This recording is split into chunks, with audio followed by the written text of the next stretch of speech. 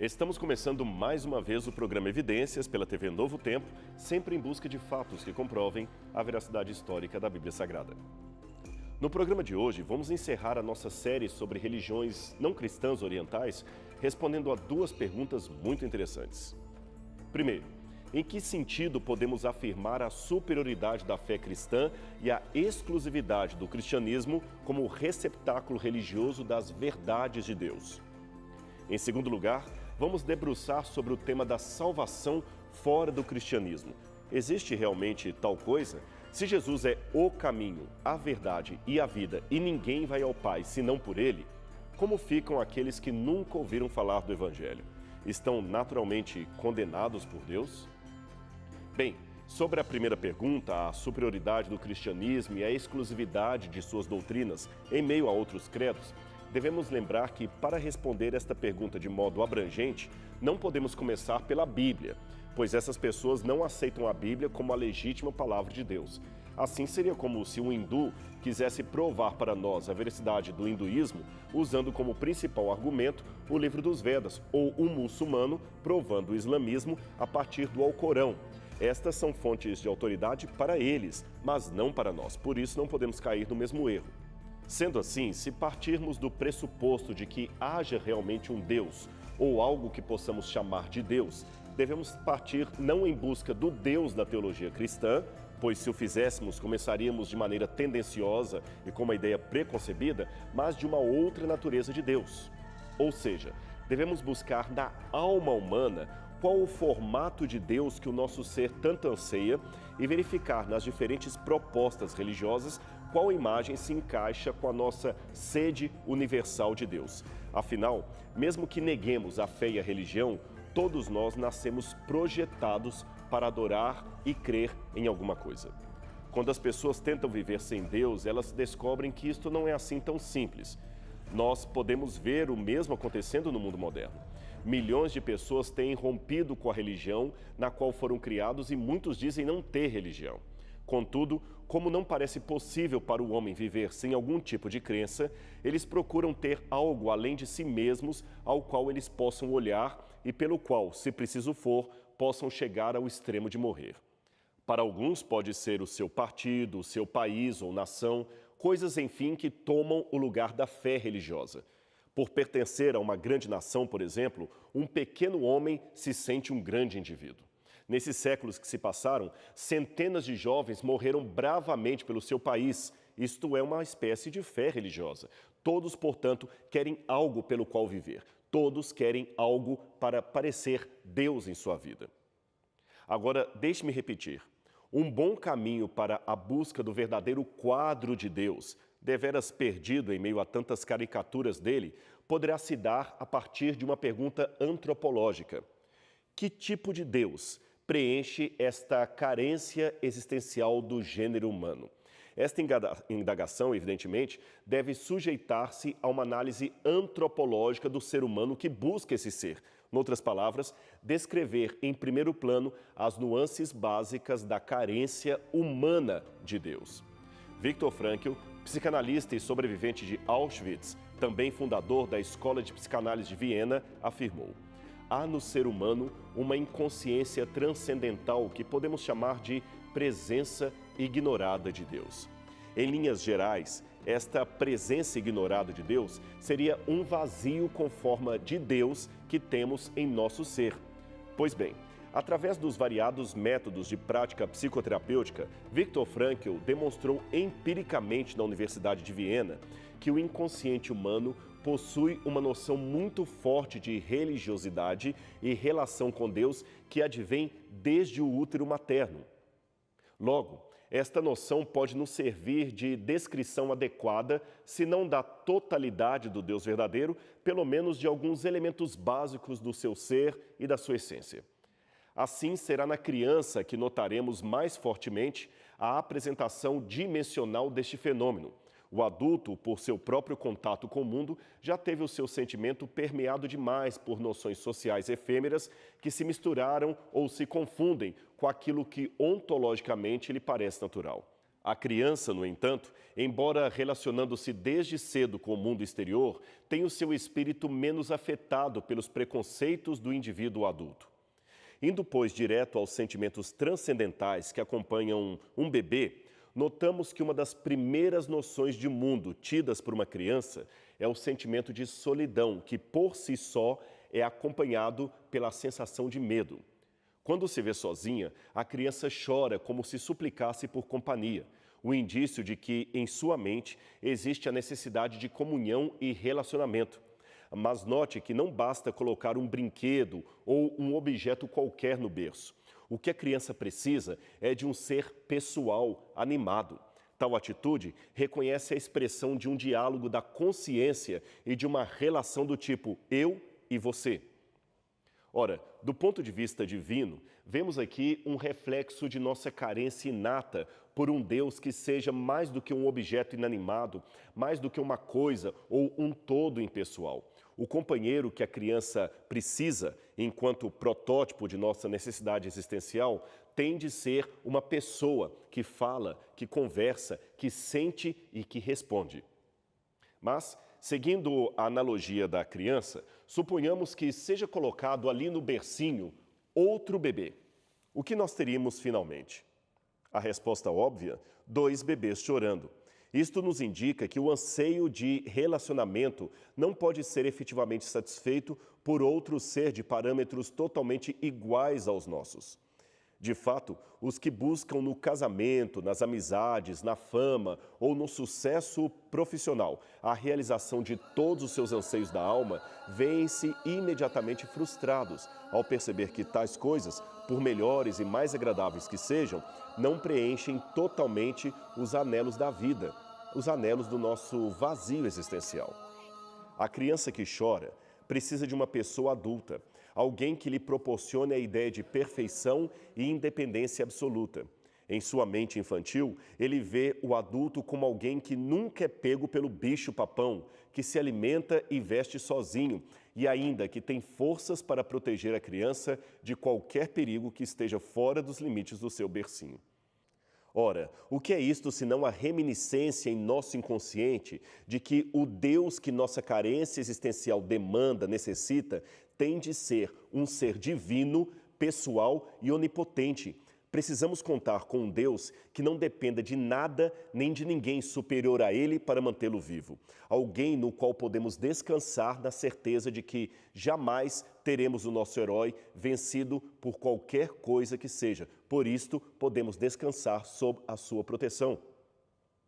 Neste ponto de nosso passeio pela compreensão da carência existencial humana, que Karl Rahner chamou de carência transcendental, isto é, precisamos de alguém além de nossos limites, preciso falar brevemente sobre como Freud, o pai da psicanálise, também interpretou tudo isso.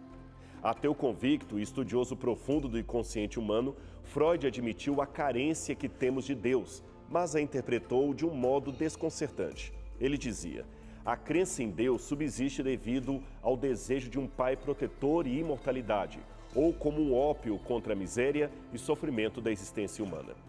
O problema com esta assertiva de Freud é que ele admite a carência de algo que, em sua opinião, não existe, mas não oferece nenhuma explicação plausível ou pelo menos uma hipótese para a gênese dessa carência humana. Em outras palavras, ok, nós estamos carentes, mas por que somos carentes? O nosso coração está inquieto, mas de onde vem esta inquietude? Qual a causa dela?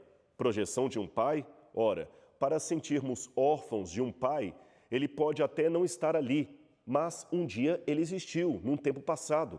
Jamais sentimos falta de algo que não existe.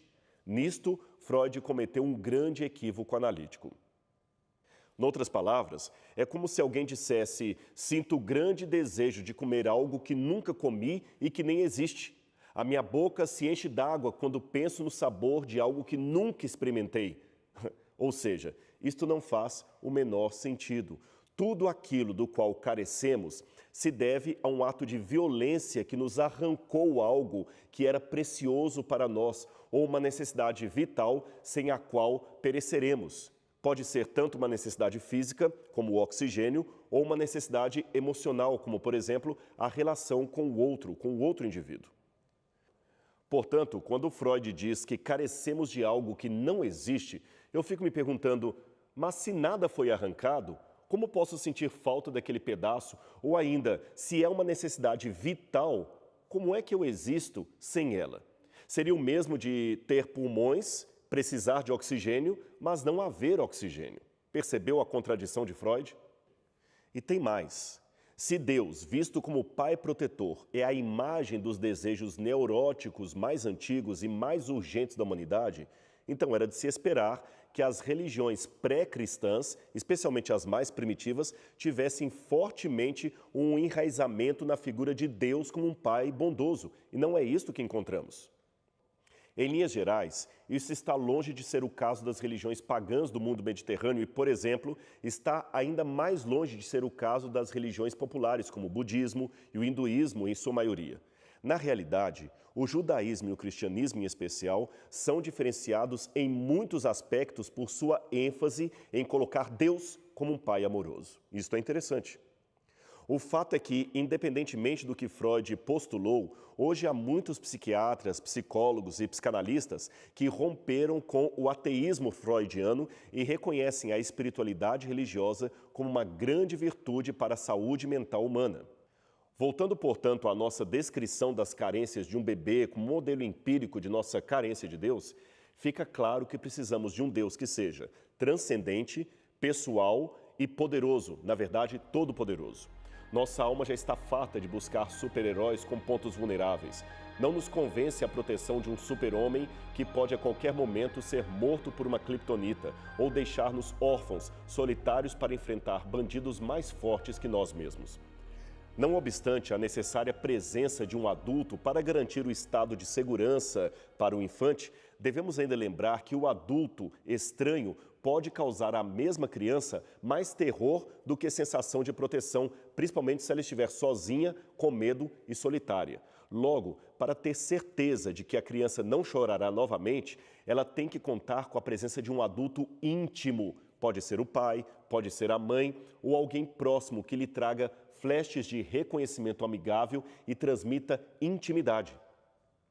Essa atitude é interessante porque ela revela a manifestação contraditória de nosso sentimento, ou seja, precisamos da presença de um ser pessoal e que seja ao mesmo tempo infinito, transcendental, onipotente, mas também que possa ser abarcado, que seja íntimo, que seja imanente ao nosso ser. Mas transcendência e imanência são noções adversas, humanamente inconciliáveis. Como podemos resolver, então, esse paradoxo no ser de Deus? Esta é uma pergunta importante, mas nós a responderemos só depois do intervalo. Então não sai daí, porque já já o Evidências está de volta.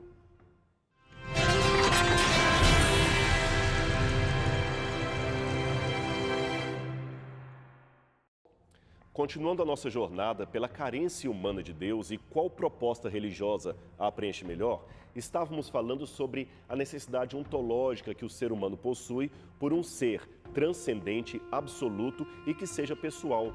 Alguém ao mesmo tempo todo-poderoso e íntimo, ou seja, alguém imanente e transcendente, um ser paradoxal. Agora, pelo princípio metafísico da não contradição, um ente não pode ser ao mesmo tempo uma coisa e outra. Logo, pela racionalidade humana, tal carência jamais seria preenchida. A não ser que, levando-se em conta a onipotência desse ser, podemos supor-lhe uma natureza capaz de estar acima dos ditames lógicos da racionalidade humana e que, embora não seja um Deus contraditório, tenha a capacidade de ser paradoxalmente tanto transcendente como imanente, tanto infinito quanto pessoal. Assim como regra básica, pois, este ser que chamamos de Deus, para ser o Deus verdadeiro, aquele que preenche a nossa alma humana, ele precisa ser essencialmente absoluto, isto é, totalmente solto de qualquer grilhão exterior à sua pessoa. Alguém, enfim, que jamais perca a sua onipotência. Mas para possibilitar a relação íntima entre esse ser onipotente e o ser deficitário que somos nós, é necessário um velamento da glória ofuscante, para que possamos desfrutar uma contemplação do rosto íntimo desse Deus. Ele tem que diminuir a sua glória para se relacionar conosco. Aludindo a esta realidade, Lutero dizia que enquanto os homens usam máscaras para esconder o rosto, Deus, ao contrário, usa uma máscara para revelar o seu semblante. Isso é lindo, não é mesmo? Em teologia cristã, se diz que esta máscara de Deus pode ser chamada de a revelação de Deus aos homens. Um fenômeno que traduz-se no fato de que o ser divino pode agir muitas vezes como se não tivesse todo o esplendor que de fato possui. Logo, ainda que Deus saiba de tudo, Ele pergunta. Ainda que Ele esteja em toda parte, Ele vem e vai. Ainda que Ele tenha tudo, Ele pede a nossa companhia e sente saudade de nós. Somente assim Ele poderia relacionar-se conosco sem deixar de ser o Deus onipotente. A proposta cristã de Deus é a única que abarca os dois elementos divinos de nossa carência, pois apresenta um Deus que realmente é onipotente, absoluto, pessoal, intransponível, mas ao mesmo tempo que se fez carne e habitou no meio de nós, na pessoa de Jesus Cristo. Em outras palavras, o Deus da revelação judaico-cristã é o único que pode legitimamente ser amado. Aliás, é um princípio bíblico, a Bíblia que diz: amarás a Deus sobre todas as coisas. Ora, para as religiões indianas e chinesas, por exemplo, Deus não é uma pessoa, logo não pode ser amado, pois como amar uma energia, uma coisa? Ele também não teria, nestas versões religiosas, como amar a ninguém, pois uma energia não ama. No caso do islamismo, Alá não é amor, ele é justiça e faz que cada um colha os frutos de suas obras. E perdão é uma coisa meio complicada no sistema do islamismo. No que diz respeito à salvação, todos nós nos sentimos perdidos, mas, pelo que vimos até aqui, as religiões geralmente apresentam duas soluções para o sofrimento e para a sensação de perdição humana. O primeiro é aquele que procura a perfeição para evitar o sofrimento. E o segundo é aquele que acredita que o sofrimento é uma ilusão da matéria. Ambas as soluções não preenchem o anelo humano por alguém que nos salve, que seja o nosso Redentor divino. Apenas a figura de Jesus e de ninguém mais preenche esse vazio da alma humana. Somente o cristianismo trabalha com as noções de um Deus que ama, pois é pessoal, e pode ser amado, pois é o nosso Salvador. Nenhuma outra religião do mundo apresenta esta doutrina. E, portanto, nenhuma religião apresenta um quadro cabal que preencha a necessidade humana de Deus nos contornos da nossa carência existencial de Deus. Existe, contudo, uma pergunta final em meio a tudo isto. Considerando que o cristianismo é a única religião que mostra um retrato de Deus compatível com as nuances do Deus verdadeiro que a nossa alma anela, anseia, como fica a salvação dos não cristãos? Como se dá a situação daqueles que nunca ouviram falar de Cristo? Estão para sempre perdidos? Os teólogos respondem de maneiras diferentes a essas perguntas. Uns pensam que a salvação é apenas por meio de Cristo e da missão. Por isto, negam haver salvação separada do conhecimento de Cristo, o que poderia ser chamada de resposta exclusivista. Os que afirmam isto apoiam-se nos seguintes ditos de Jesus Cristo, que eu vou ler para você agora na Bíblia. E a vida eterna é esta, que te conheçam a ti, Deus único e verdadeiro, e a Jesus Cristo, a quem enviaste. João 17, verso 3. Pedro parece ter reafirmado esta convicção ao dizer o que encontramos aqui no livro de Atos. E não há salvação em nenhum outro, porque abaixo do céu não existe nenhum outro nome dado entre os homens, pelo qual importa que sejamos salvos. Atos 4, verso 12. De fato, a comissão do Evangelho requer o conhecimento da salvação por meio de Cristo e requer que isto seja proclamado a todas as pessoas. Nós podemos ver claramente isto na ordem que Jesus deu em Mateus 28, 18 a 20. A salvação requer fé em Jesus. Romanos 1, 16. Atos 16, verso 30 também diz a mesma coisa. A morte redentora de Jesus e a reivindicação exclusiva da salvação só é possível por meio dele. E a missão da igreja, de fato, é pregar a salvação.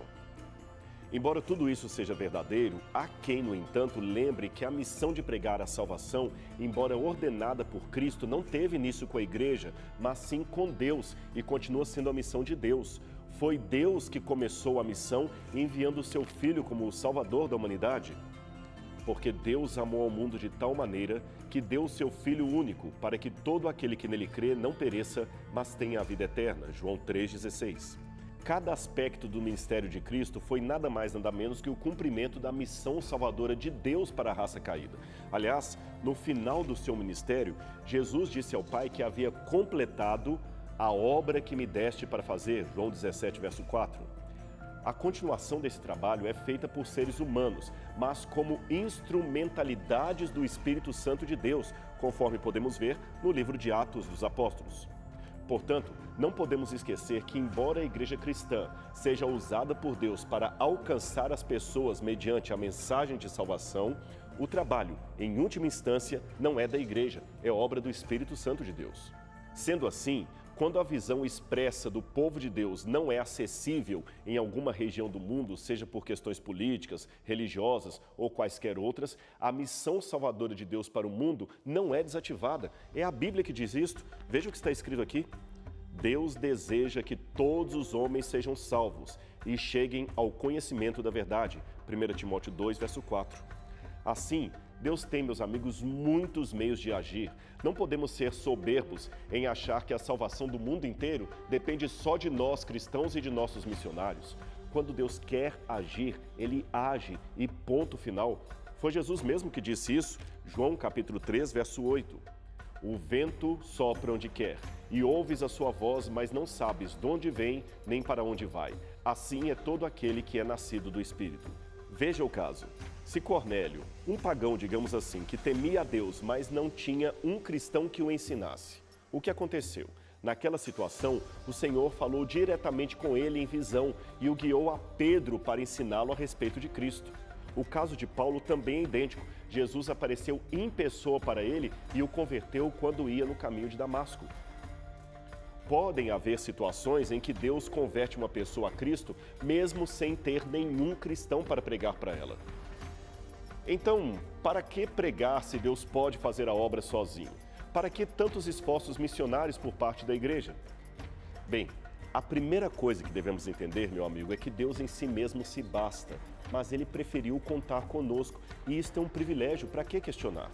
Analise, um pai pode sozinho dar conta do trabalho na oficina, mas ele não resiste em dar algumas tarefas para o filho pequenino que, de um modo imperfeito, quer imitar o seu pai no trabalho que está fazendo.